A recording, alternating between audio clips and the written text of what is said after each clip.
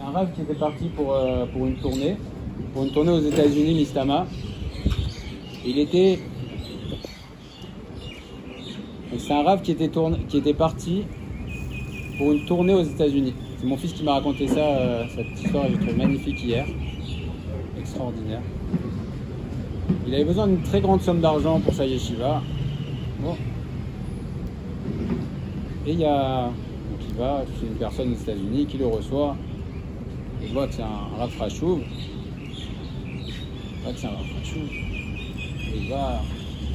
Il dit combien vous avez besoin, il lui dit la somme et il lui prépare une somme encore plus grande. Mais entre-temps, le Rav il attendait et il voit une Gemara. Il voit une Gemara et il prend la Gemara comme ça. Il prend la Gemara à l'envers. Alors, il commence à lire. Alors, la personne le regarde, il dit mais c'est un rigolo. La Gemara à l'envers, je m'apprête à lui donner 500 000 $, il prend la Gemara à l'envers et là la personne ne peut pas supporter, il dit excusez-moi, vous vous moquez de moi. Vous venez demander pour votre yeshiva et vous ne savez même pas que la Gemara il faut la prendre comme ça, vous prenez une Gemara à l'envers. Et là le Rav lui dit mais non. En fait quand j'étais jeune, on était tellement pauvres, il n'y avait que le Rav qui avait une Gemara, il y avait tous les élèves autour. Et chacun se mettait d'un côté, moi j'étais de ce côté, donc j'ai appris à lire comme ça. Voilà. Après il faut juger toujours les cas, même quelque chose comment tu peux imaginer que la personne l'a appris. Hein. C'est possible. Et moi c'est chez Aya. C'est notre avoda en ce moment. Notre avoda en ce moment c'est Avatrinam. Et Avatrinam, il n'y a pas de plus grande Avatrinam de manifestation d'amour pour une autre personne que de le juger favorablement. L'Echatrila, c'est-à-dire que la Sinatrinam, c'est a priori juger la personne défavorablement. Et ça, c'est la Mida, c'est Rabbi Nachman de Breslev qui dit que ça, c'est la Mida de Esav. La Mida de Esav, c'est voir le négatif. Toujours, tu vois et tu accables la personne. Esav, c'est la Mida Tadine mal orientée. La Mida Tadine mal orientée, c'est de voir la personne et la juger défavorablement, soit se voir, soit même se voir bien. Esav, c'est quoi? C'est Assoui. Et ça, moi, je suis bien, j'ai rien à me reprocher. Moi, un problème, pas du tout. Et d'ailleurs, même s'il y a un problème, c'est Hachem qui m'a fait. Moi, j'ai pas à travailler, mais par contre, les autres, hein. Alors, Yaakov, c'est un voleur, et lui, il m'a fait ci, et il m'a fait ça, et j'ai vendu, mais la vente n'était pas bonne. Non, mais j'ai vendu la Bechora, mais j'ai vendu le service au Beth Amikdash, mais j'ai pas vendu ça. Et donc, toutes sortes de tarboulottes qui fait que finalement, je me regarde, moi, tout va bien, et les autres, je les juge. Et ça, il n'y a pas de plus grande sinatrinam que ça, de voir toujours le défaut chez l'autre. Il n'y a pas de plus grande avatrinam, et mamage, c'est un travail très difficile. Avatrinam, c'est de voir chez l'autre les qualités, gratuitement. Et même quand tu vois que l'autre, apparemment, tu peux que l'accabler, il prend sa Gemara à l'envers. Et il se dit Rosh Yeshiva Chashuv. Est-ce que c'est possible de faire ça? Alors peut-être qu'on ne peut pas comprendre ce qui se passe. Mais peut-être qu'on peut dire bon, peut-être que, je sais pas, peut-être qu'il a l'envers. C'est la avoda, zéro pachout, mais bon, on peut y arriver, Bezrat Hashem, Mistama, puisque c'est ça qui conditionne la récupération du Beth Amikdash. On dit que Akadosh Baruch Hu ne vient pas bitronia comme un tyran avec ses créatures. Ça n'existe pas. Un tyran, c'est quelqu'un qui va demander des choses impossibles.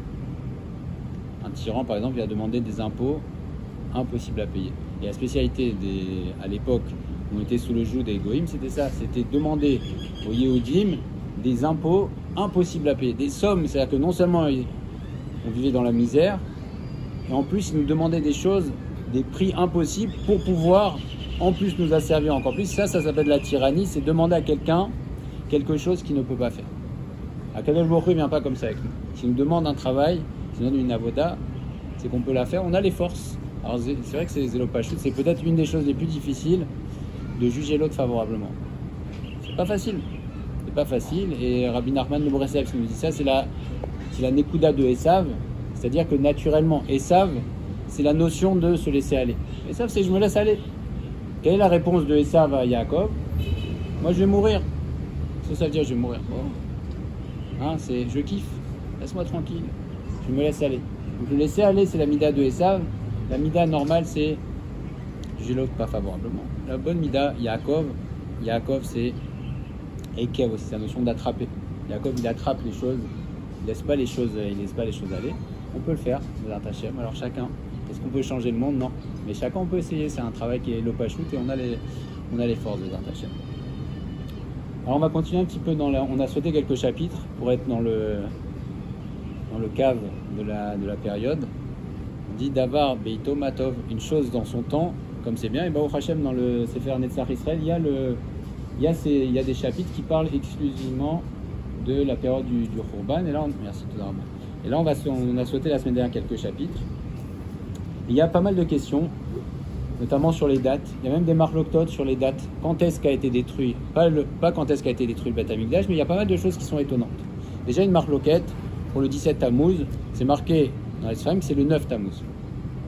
C'est le 9 Tammuz que ça s'est passé. Bon, on dit effectivement, dans l'Alacha c'est rapporté, 9 Tammuz, il y a eu la brèche dans le premier temple, le 17 Tammuz, au deuxième temple, mais comme pour nous c'est plus douloureux le deuxième temple, on est plus proche, alors on a retenu la date du 17 Tammuz. Après on a Tisha B'Av, et Béhémet c'est pas Tisha B'Av que le temple a été détruit, c'est le 10. L'essentiel de l'incendie, c'est le 10. Et même, il y a une toute petite période, c'est pas que le 9 ça a commencé, ça a commencé juste au moment de la Shkia, c'est-à-dire au passage entre le 9 et le 10, avec l'écart que Rabbi Yochanan dit que s'il avait été dans ce temps-là, il aurait fixé Tisha B'Av le 10. C'est pas le 9. Donc le 9, il y a une toute petite partie. Pourquoi on a fixé le 9 et pas le 10? Et apparemment, le 10, nous dit le Maharal, c'était un moment qui était Mesougal, qui était Mouchan pour le Khurban Beth Amikdash. Donc c'est le 10. Pourtant, on voit que tout s'est passé, les déroulements sont passés le 9. Donc le Maharal nous dit non, c'était le 10. Le 10 qui était Mouchan. Et d'ailleurs, il dit que rien n'est par hasard. Après, il y a le 10 Tevet aussi, qui semble un petit peu détaché. Les plusieurs mois avant, plusieurs mois après, ça dépend si on se place selon mais il est 6 mois après. Et il y a une date qui n'a rien à voir comme ça, qui n'est pas du tout dans les dates douloureuses, notamment 17 Tammuz, 9 Av. Et un des 4 jeunes, c'est le 3 Tishrei. 3 Tishrei, Som Gedalia. Som Gedalia qui est en plein, on sort de Rosh Hashanah, Tishrei, c'est des mois de très grande élévation. Et là, on a un jeune comme ça, qui vient le 3 Tishrei, le lendemain de Rosh Hashanah. D'ailleurs, c'est pas facile.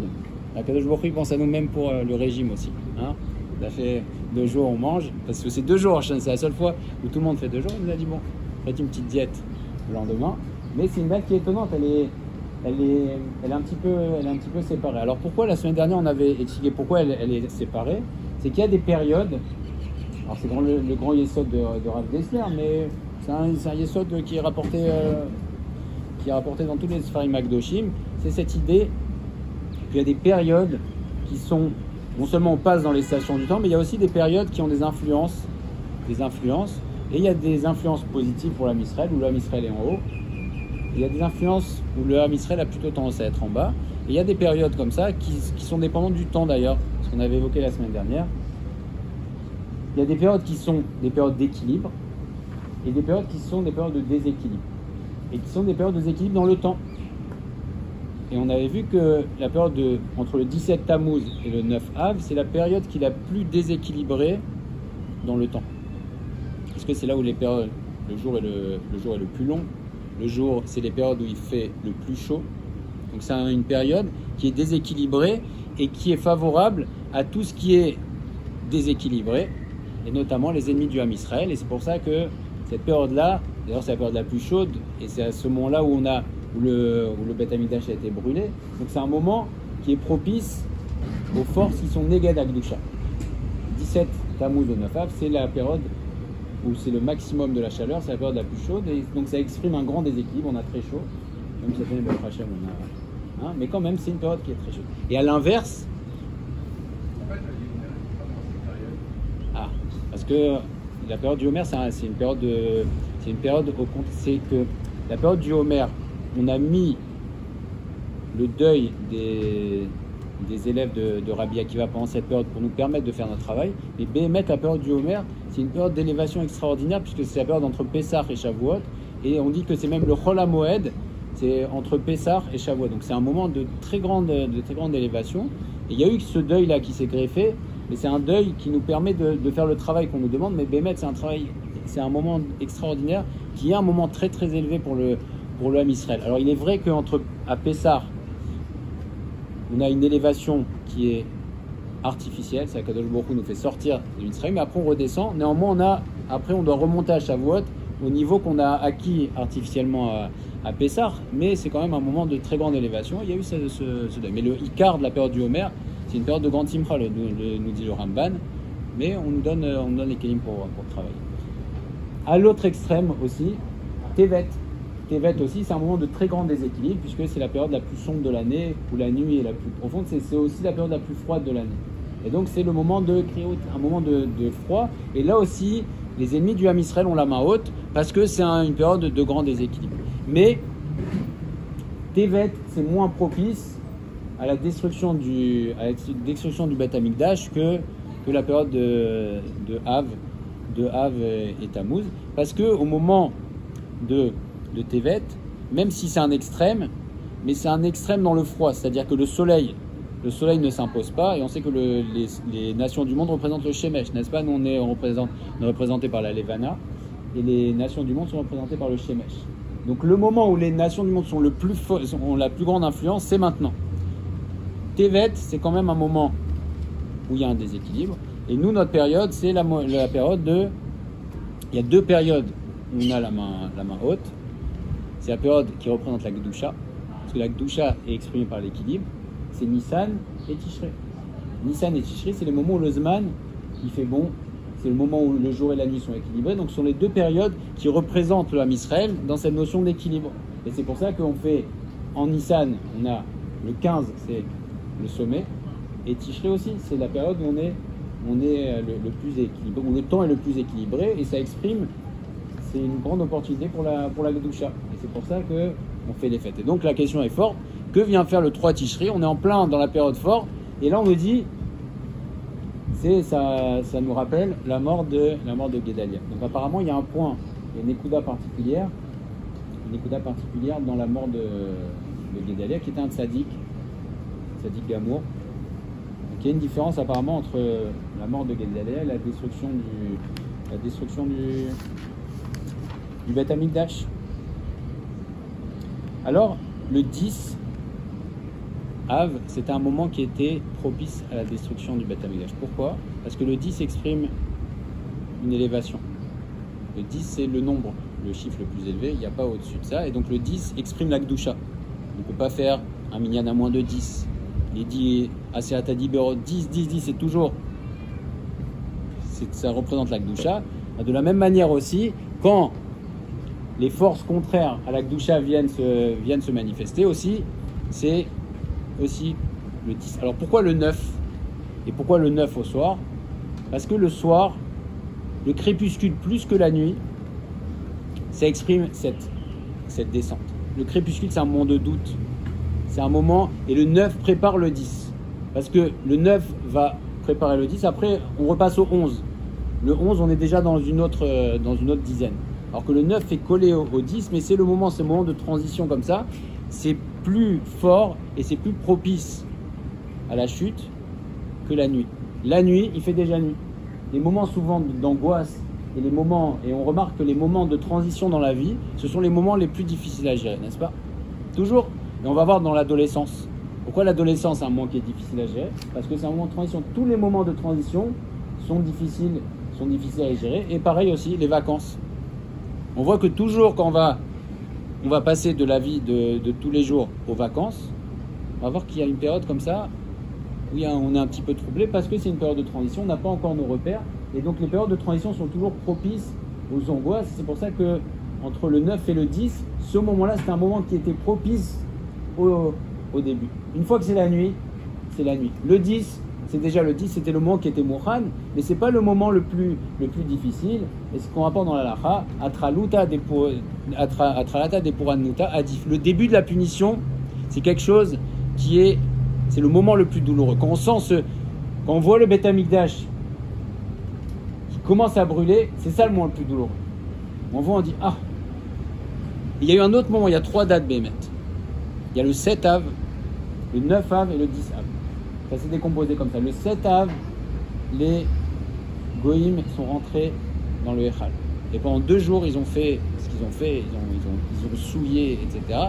Le 7 Av, après le 9, c'est le début de l'incendie, et le 10, c'est l'incendie à proprement parler. Et Atralata des Puranuta Adif, ce moment-là où ça bascule, où on voit le Beth Amikdash qui commence à brûler, c'est le moment le plus douloureux. Parce qu'une fois que c'est fait, c'est fait. Une fois que c'est fait, alors c'est vrai que c'est une catastrophe. Mais ce moment-là comme ça de transition est terrible, et plus encore que la nuit. Et c'est l'inverse dans la Gdusha. Le Maral nous dit que c'est l'inverse dans la Gdusha. Quand on va, pas commémorer, mais quand on va vivre les moments douloureux, c'est Atralata, c'est le début de la Puranut qui est douloureux. Le début, le 9 Av, c'est le jeûne au début. Par contre, dans la Gdusha et dans la Mida Tova, c'est l'inverse. Et on voit ça à Purim. Quand est-ce qu'on fête Purim? Le jour où ils se sont reposés. Parce que dans le Tov, quand est-ce qu'on voit vraiment le Tov? Quand c'est fini.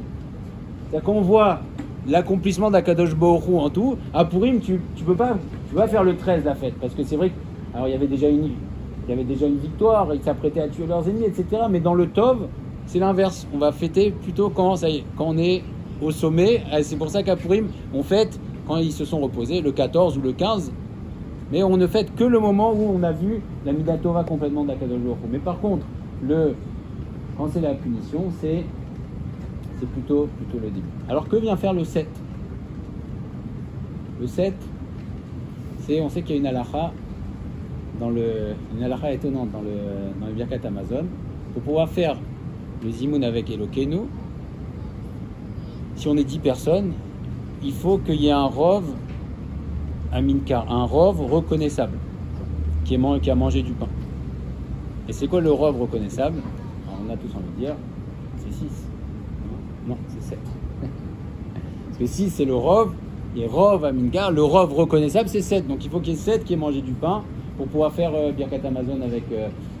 Et là, nous dit le Maharal, le 7, pourquoi les Goïm sont rentrés le 7? Parce qu'à partir du 7, on est arrivé dans le rov, dans la majorité reconnaissable de la période, de cette période qui va de Rosh Chodeshav. D'ailleurs, on monte au fur et à mesure. Il y a du 17 Tammuz à Rosh Chodeshav, de Rosh Chodeshav, après à Tisha B'Av. Et quand on est passé au 7, ça y est, on est au Rov, à Minka, on est à la majorité reconnaissable. Et là, c'est pour ça que les Goïm ont pu rentrer. Donc on voit que rien n'est par hasard.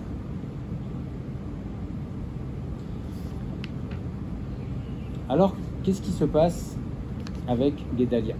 Pourquoi Guédalia? C'est une grande question. Pourquoi la mort de Guédalia vient au milieu comme ça, comme un cheveu sur la soupe? 10 Tevet, on comprend très bien. Tisha B'Av, on comprend très bien. 17 Tammuz aussi, on comprend très bien. Mais qu'est-ce que vient faire au mois de Tishrei? Alors on peut dire, sauf, qu'est-ce que tu peux y faire? Ça peut être la réponse. Il a été tué le 3 Tishrei, qu'est-ce que tu veux qu'il fasse? Il a été tué. Mais chez nous, ça n'existe pas. Comment? En fonction de l'événement qui s'est passé. Voilà. Alors nous, on voit tout l'inverse. Alors on peut dire aussi, le Tisha B'Av, qu'est-ce que tu veux faire? Les 2 fois, le temps, pas de chance. Mais les Goïm, ils sont venus. Nous, on voit l'inverse. On essaie de voir le Shoresh. La Avoda, c'est de dire pourquoi il a été tué d'Afka. Et il n'y a pas de hasard. Si c'est le 3, alors effectivement, c'est un événement historique. Mais l'événement historique, on voit que chaque chose, chaque instant est propice à un... Alors, le 3 Tishrei, même si Rosh Hashanah, c'est le début de la Aseret Yemei Teshuvah, je crois que Rosh Hashanah compte dedans, mais quand est-ce qu'on commence vraiment à vivre la Aseret Yemei Teshuvah? C'est le 3 Tishrei.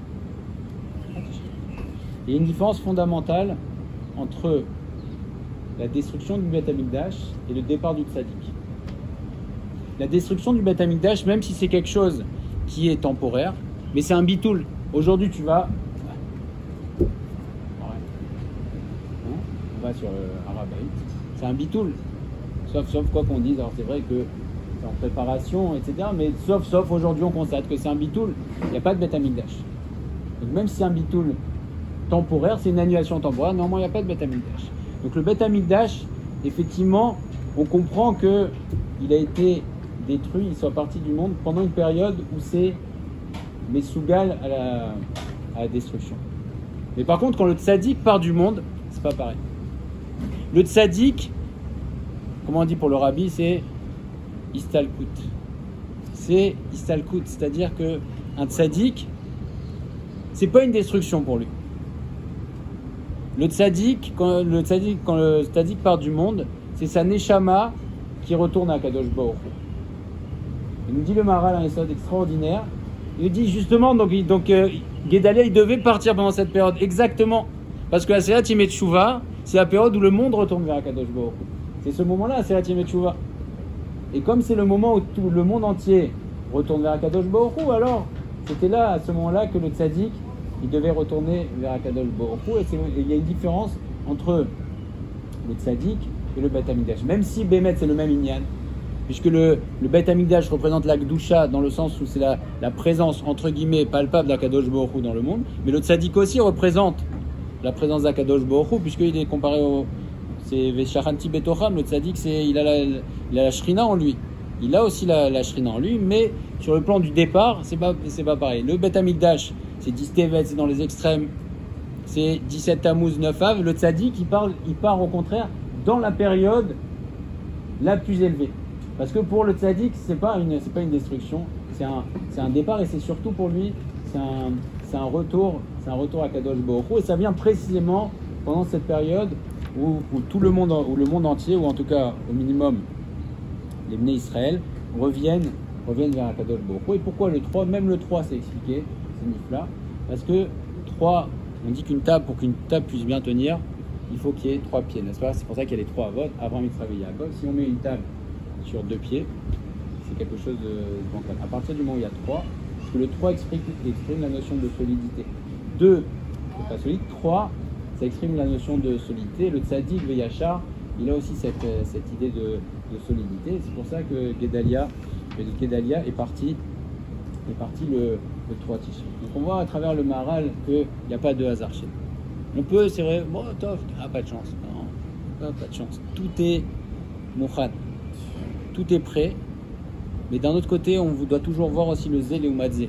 Le 9 Av, ça devait être, et ça doit être, un jour de Simcha extraordinaire. Parce que si on réfléchit bien, le 9 Av, c'était le jour du retour des Meraglim, n'est-ce pas?